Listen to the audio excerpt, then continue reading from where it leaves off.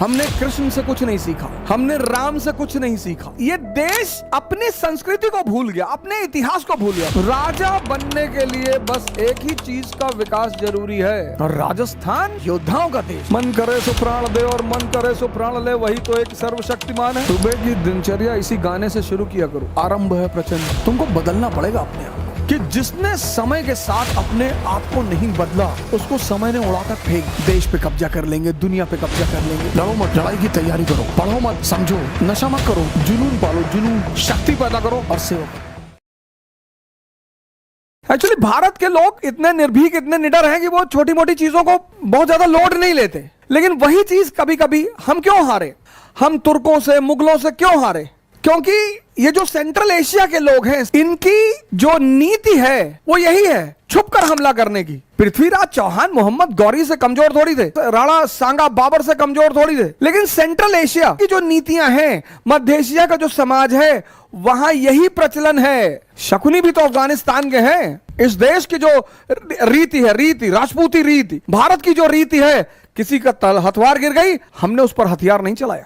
ये इस देश की महानता है। लेकिन आदर्शवाद सिर्फ उस आदमी के सामने काम आता है जो आपके बराबर का आदर्शवादी है। आदर्शवाद दुर्योधन जैसे लोगों के सामने नहीं लगाया जा सकता। आपका झगड़ा है भीम से, आपका झगड़ा है युधिष्ठिर से, आप उनसे लड़िए।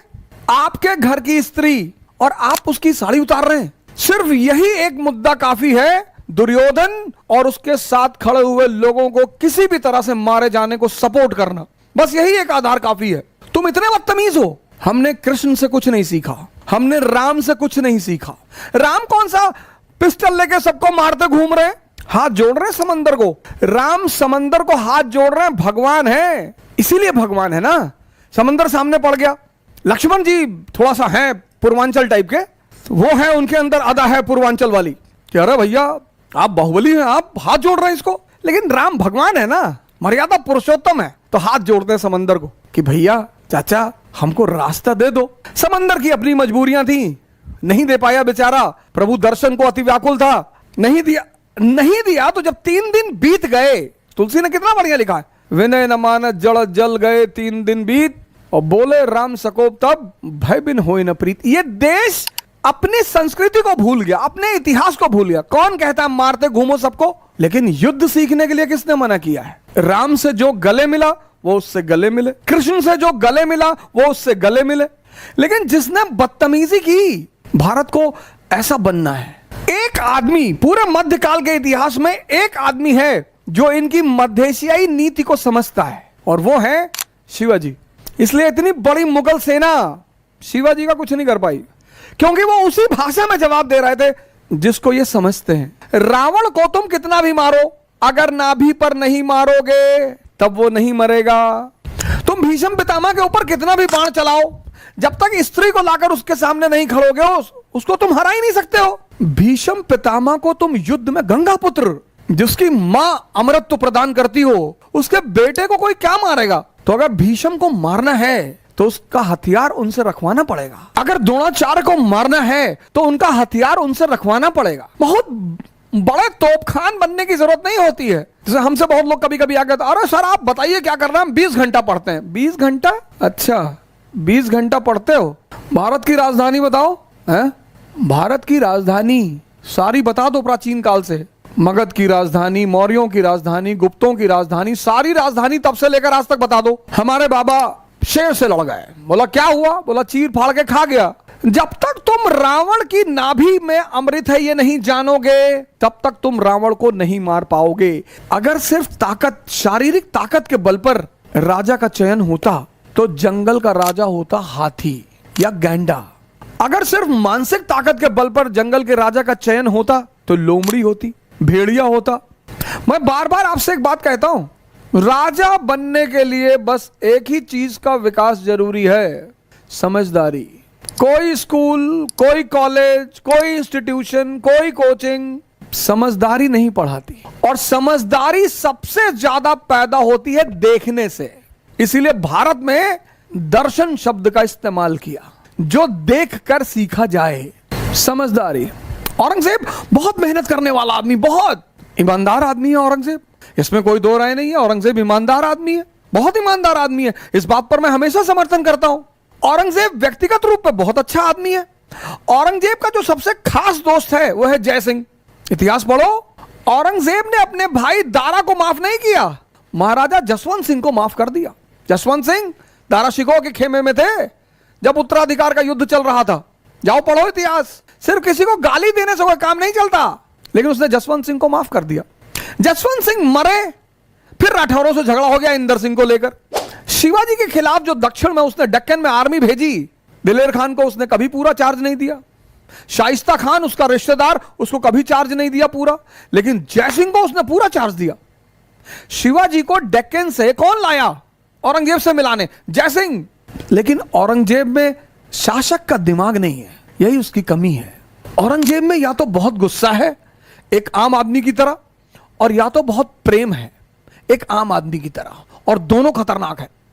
इस देश में औरंगजेब के साथ न्याय हुआ ही नहीं। मुसलमान उसको मुसलमान के रूप में देखते हैं। भैया 3 बजे सुबह उठता था, तो हमारा ड्राइवर भी 3 बजे उठता है सुबह, तो अपनी गाड़ी उसको दान कर दें। 3 बजे सुबह उठना अच्छी बात है। बड़े सारे मंदिर के पुजारी उठते हैं 3 बजे सुबह, बड़े सारे मस्जिद के मौलाना उठते हैं 3 बजे सुबह, तो सबको राजा बना दोगे? हिंदू उसको दुश्मन की नजर से देखते हैं। वो बेचारा जिंदगी भर परेशान रहा, जब तक जिंदा रहा, बाद में इतिहास ने उसको परेशान कर रखा है। उसकी कमी क्या है? मैं किस बात पे चर्चा कर रहा हूं? मैं चर्चा यह कर रहा हूं कि राजा के लिए समझदार होना जरूरी है।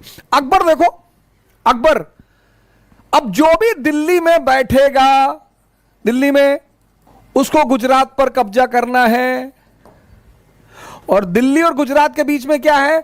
राजस्थान। और राजस्थान योद्धाओं का देश है, युद्ध खेल है वहां पे, खेल।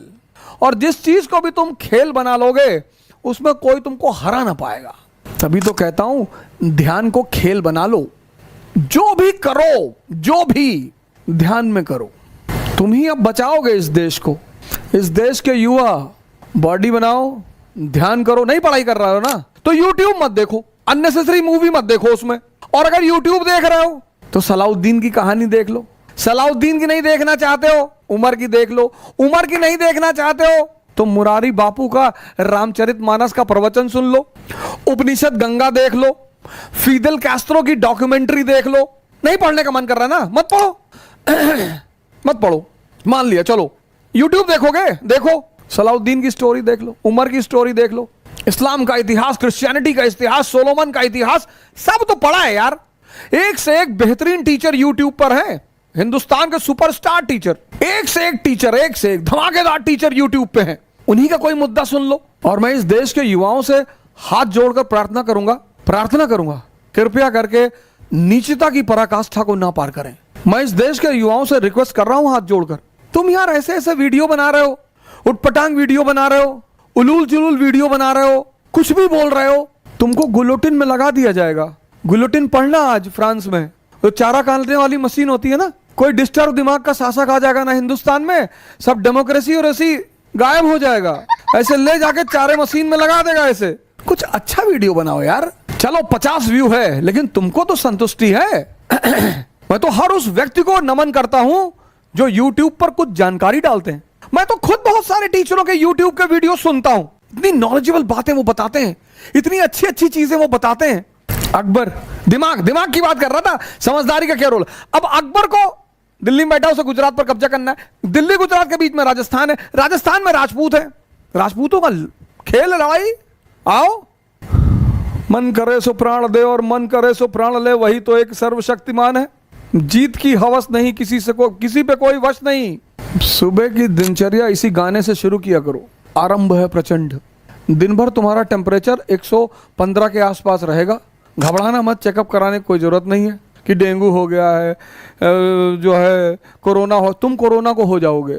सुबह उठो, early in the morning, exercise करो, रामायण पढ़ो, गीता पढ़ो, शक्ति अर्जित करो, कुरान पढ़ो, एयरगन लगाओ, ले आओ एयरगन, दिन भर निशाना लगाना सीखो। क्या पता देश को कब तुम्हारी जरूरत पड़ जाए।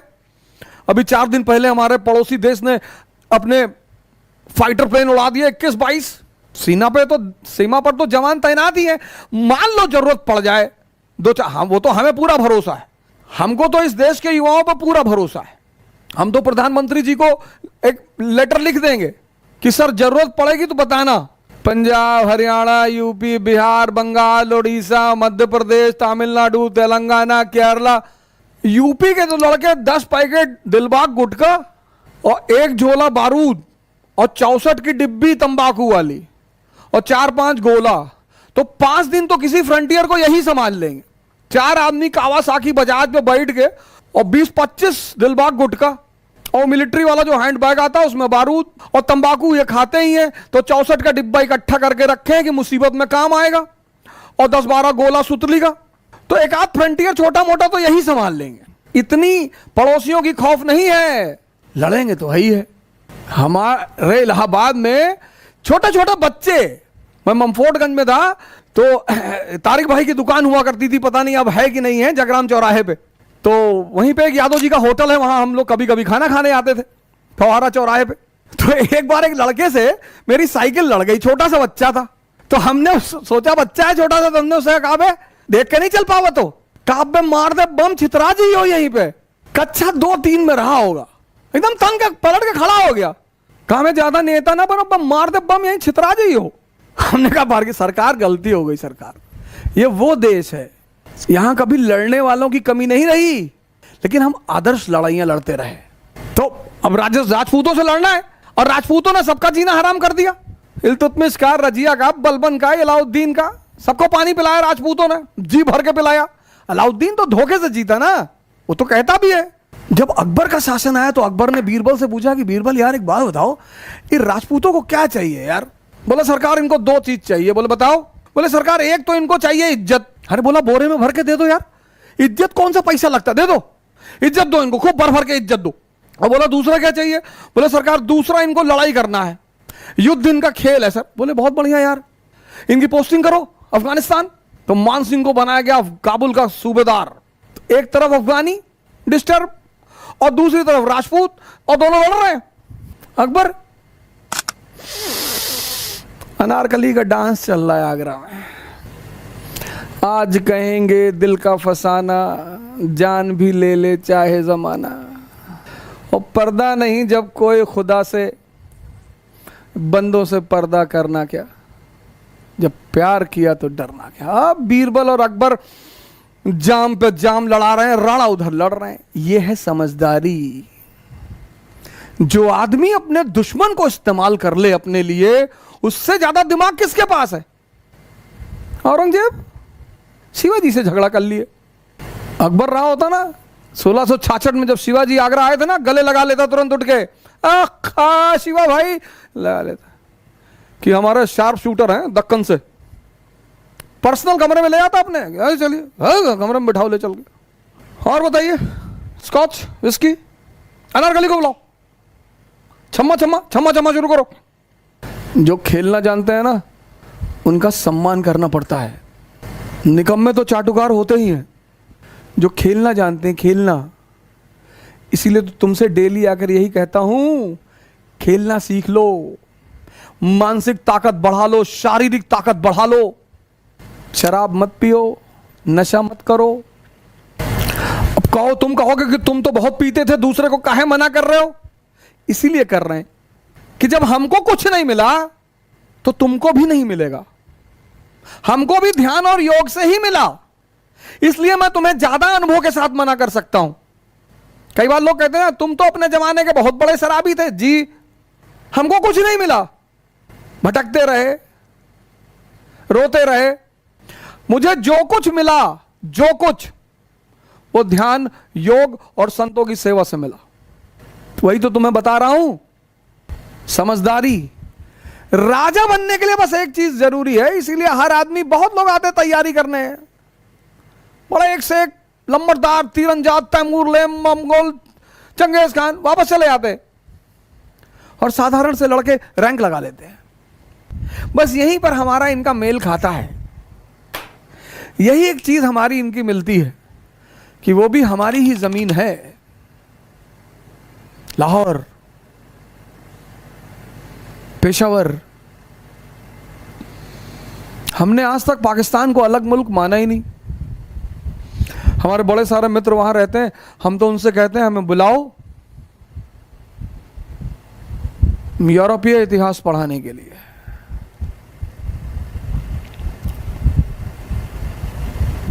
हम नहीं मानते, हम भी नहीं मानते। मैंने कहा ना, तुमको पता ही नहीं रावण को कहां मारना है, ताकत से ना मार पाओगे, मार ही नहीं पाओगे। जिस दिन मुसलमान एक बात मानना शुरू करेगा, एक, बहुत सारे मानते भी हैं कि हमने अपने आप को रिफॉर्म नहीं किया, हमने अपने आप को आधुनिक धारा से जोड़ने की कोशिश नहीं की।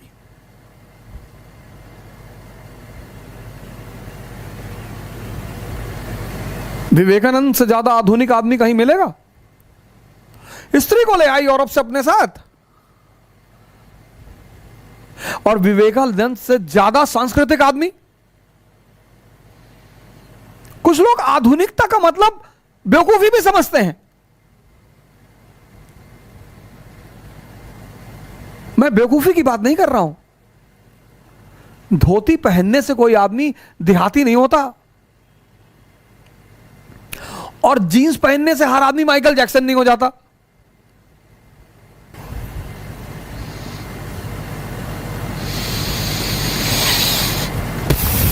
रिफॉर्म करना पड़ेगा, तुमको बदलना पड़ेगा अपने आप को।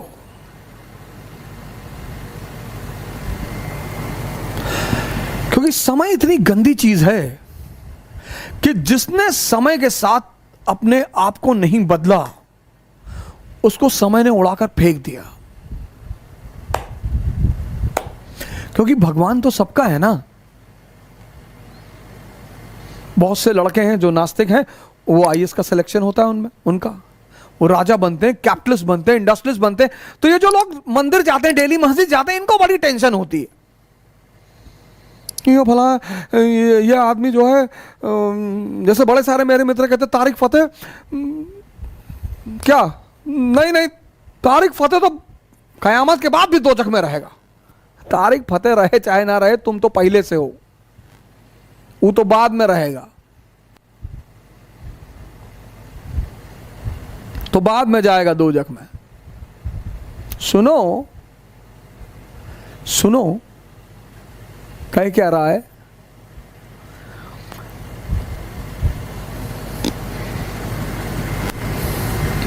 इस देश के 95% मुसलमानों को नहीं पता होगा, 95%, सेव पैलेस्टीन, सेव पैलेस्टीन। अबे सेव पैलेस्टीन तो ठीक है, लेकिन ऐसी कौन सी घटना घट गई 1980 में कि पूरा अरब वर्ल्ड हिल गया, हमास और हिजबुल्लाह भी हिल गए? और वो घटना थी, यही मैं कहता हूं, इस देश के हिंदुओं से भी, इस देश के मुसलमानों से भी, बेगानी शादी में अब्दुल्ला दीवाना कूद रहे हैं। फर्जी किसकी शादी है? चाचा की? नहीं नहीं नहीं। अच्छा फुप्पी की शादी? नहीं, पता नहीं किसकी शादी। ये इस देश की बहुसंख्यक लोगों का हाल है, पता ही नहीं किसकी शादी है, नाच रहे हैं, स्टैंड विद पैलेस्टीन, ये वो। अरे भैया पता तो कर लो मुद्दा क्या है। पता लगा दोनों मिलकर तुम्ही को पीट दिए बाद में। 1920 में हिंदुस्तान का एक वर्ग मुसलमान कूद रहा था, हम टर्की के साथ, हम टर्की के साथ, हम खिलाफत के साथ, खिलाफत के साथ। गांधी जी ने कहा हम भी हैं। बाद में कमाल पाशा ने खिलाफत को उठाकर फेंक दिया। हिंदुस्तान के मुसलमान गायब हो गए। भैया अली ब्रदर, वो खिलाफत बोले, पता नहीं खिलाफत, हम तो पेशावर में थे, हमें तो पता ही नहीं क्या हुआ। पहले समझो, जानो, फिर छटको या कूदो। छटको इज अ टिपिकल अवधि वर्ड, हमारे पूर्वांचल में बहुत छटक रहा है। छटको मत, सुनो, समझो, जानो, पढ़ो मत, समझो, लड़ो मत, पर लड़ाई की तैयारी करो।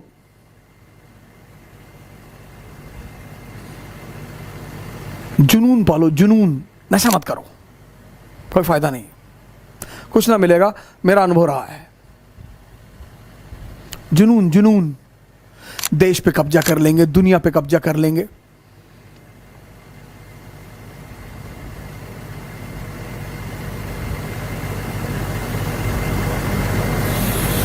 और का नौकरी करने के लिए पैदा हुए हो कि भैया वह नौकरी लग जाए और भैया शादी हो जाए, बस बस।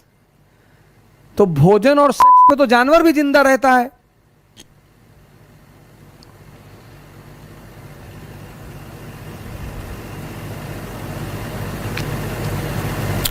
लड़ो मत, लड़ाई की तैयारी करो। पढ़ो मत, समझो। नशा मत करो, जुनून पालो, जुनून।